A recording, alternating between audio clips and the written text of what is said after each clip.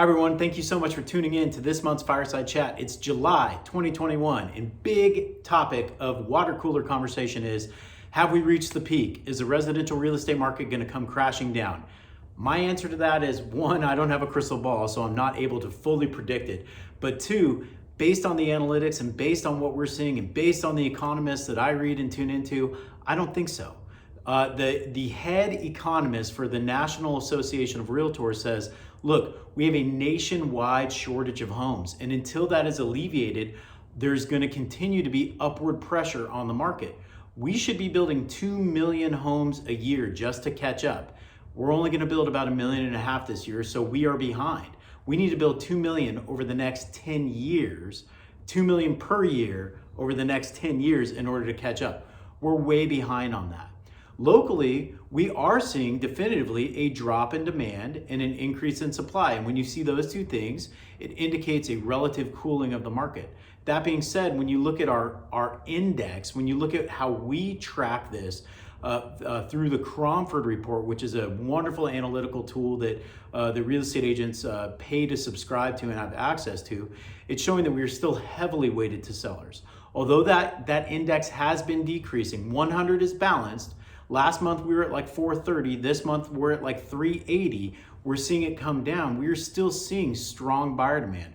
We're at 105 on the demand index. 100 is balanced. We are way low on the supply index, even though it's coming up. So even though these forces are kind of crisscrossing and realigning, it's very slow to happen. It's not a slingshot effect. We're not seeing anything overly dramatic in the market. From the ground pounder perspective, I am seeing homes stay on the market a little longer. I am seeing some price reductions.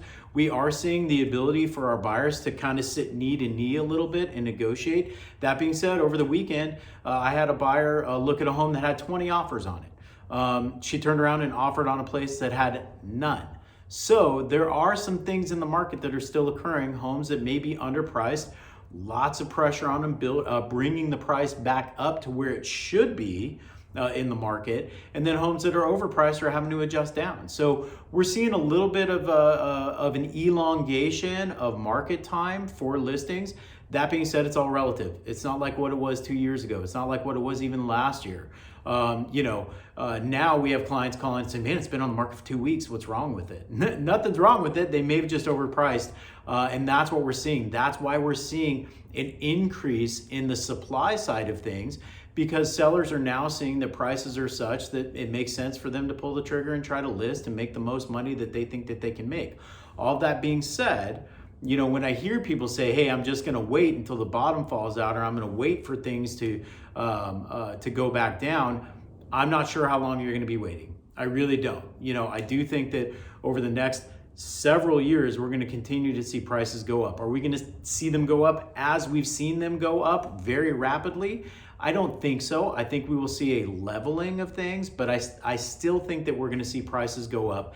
Again, that's based on one, sticking my finger in the air and kind of taking a measurement, seeing what I'm seeing out there in the marketplace, and two, a deep dive study of this, getting together with people that are much smarter than me, reading articles written by people that are much smarter than me, and collaborating with the other agents at North & Co., which are all full-time agents, and hearing what they are experiencing, reading the articles that they are reading, seeing things that are going on in their lives.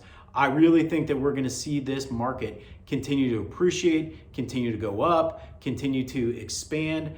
So if you're out there looking for a home, now's the time to get busy and really go after it. Now's the time to really try to connect with a home, because we're seeing more of them come on.